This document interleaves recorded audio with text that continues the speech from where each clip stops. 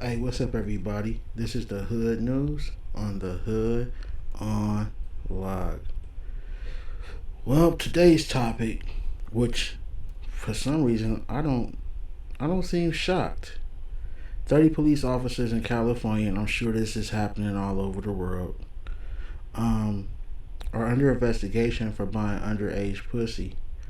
The lady that you see in the picture above me and in the middle, in the video that I'm about to show you, she's making some pretty big claims that captains, sergeants, and regular old fucking pigs have been buying pussy from her since she was underage.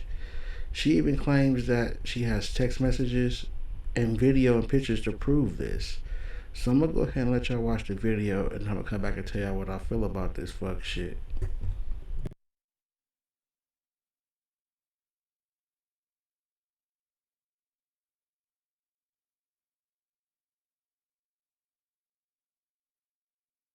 Mad because people don't know the story. Like, people don't know the whole story.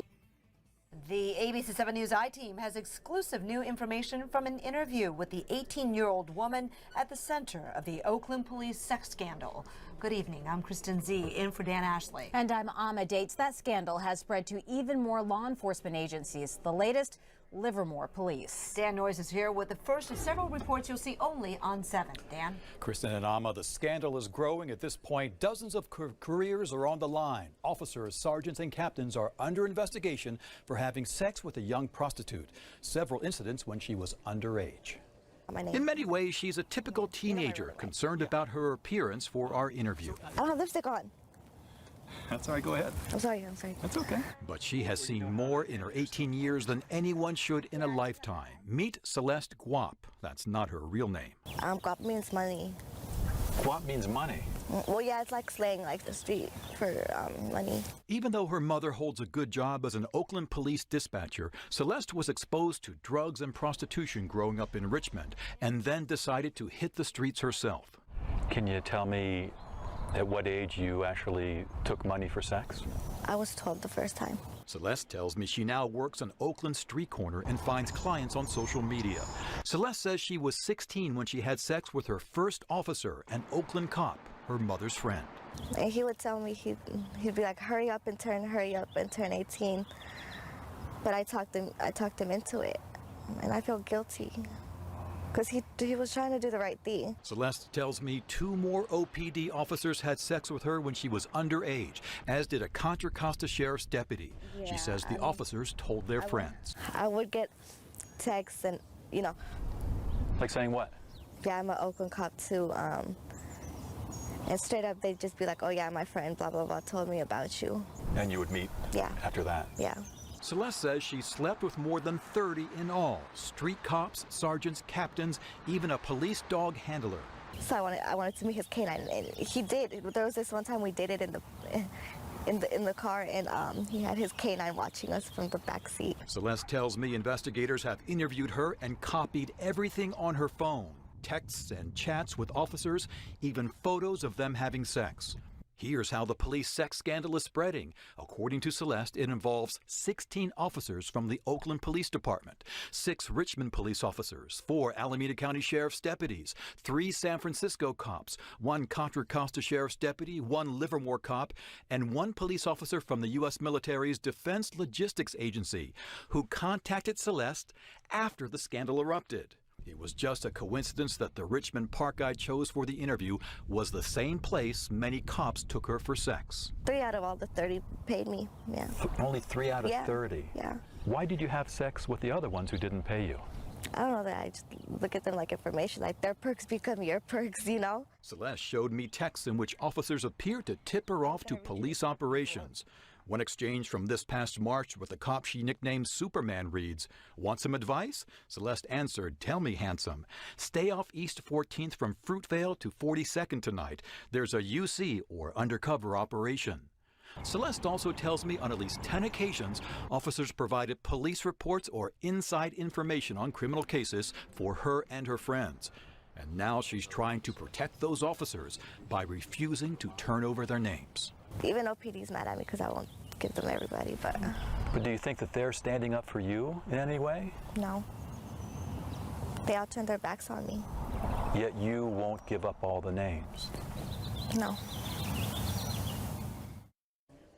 All this would have remained a secret if an officer had answered a single phone call Celeste placed. That's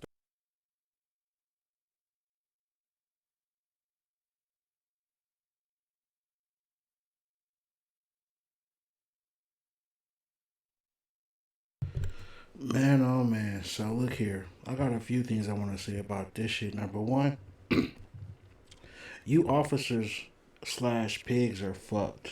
All y'all. Um,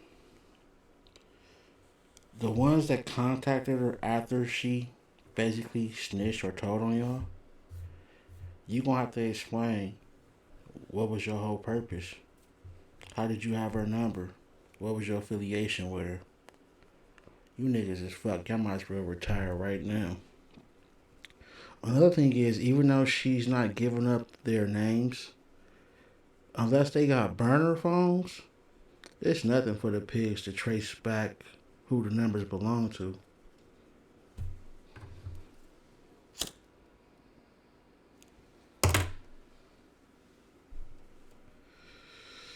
Her mama friend who started all this stuff, or should I say started her down this path allegedly, he's fucked. Mom probably embarrassed. And police was giving her inside tips and information on stings and undercovers and shit like that. Typical pig shit. You know what's crazy? They've been doing this type of shit and even worse for a long fucking time. But yet the government gives them the authority to judge when to shoot and when not to shoot. I've always said this, and I guess it's just my personal opinion, but let me know if this makes sense to you. What's the difference between a person with a felony and a person without?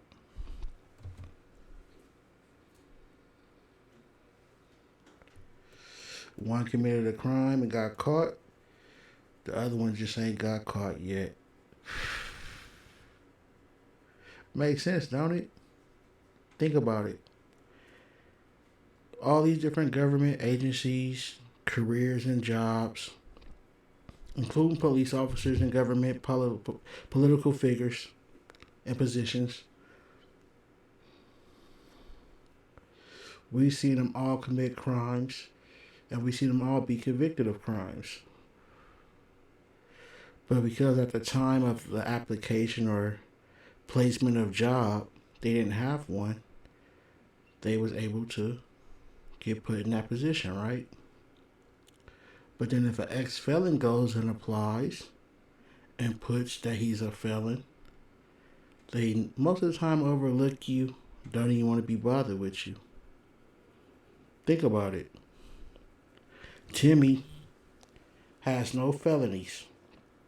He applies for a good job, he gets hired. A year later, he shoots up the whole place. He plants a bomb. So just because Timmy passed a background check and had no criminal record, it didn't stop Timmy from being a criminal, right? So is it fair that corporations and certain positions in certain companies discriminate against people who have felonies and criminal background?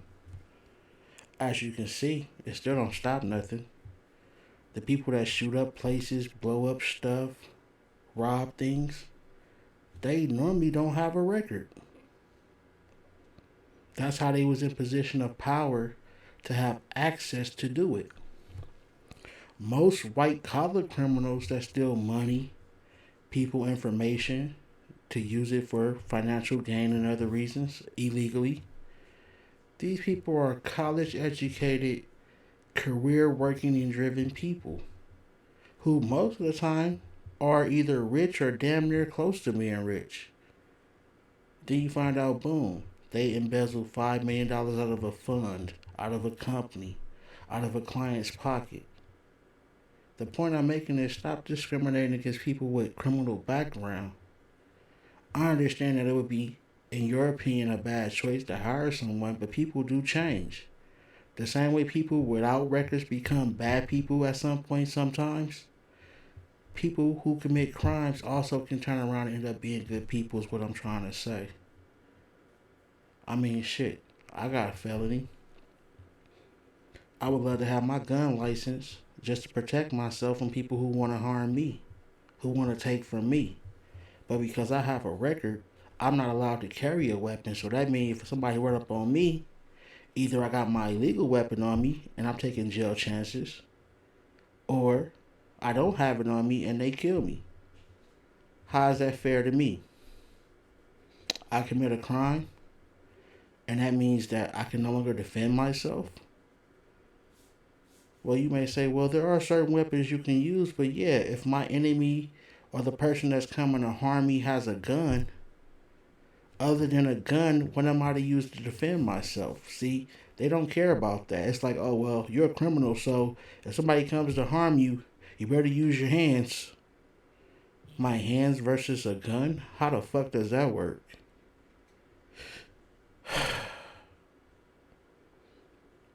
I understand that some people it don't make sense to give a criminal the right to carry a gun. And, maybe some criminals shouldn't be or have the right to carry a gun. But everybody should have the right to defend themselves. So where's the far line or the fine line with that? Like, what do we have that we can use to protect ourselves against someone coming to harm us with a gun? Remember, felony, you can't have a gun. So if somebody break inside my house with a gun, I'm supposed to protect my family or even just my life or my kid's life with my hands versus one or two with a gun? That's dumb as fuck. Also, as a felon, I would love to work at a bank. Does that mean I'm going to steal the money out the bank? Does that mean I'm going to steal information? No, it doesn't. Just like banks hire people without felonies and they end up stealing the money, they end up stealing information.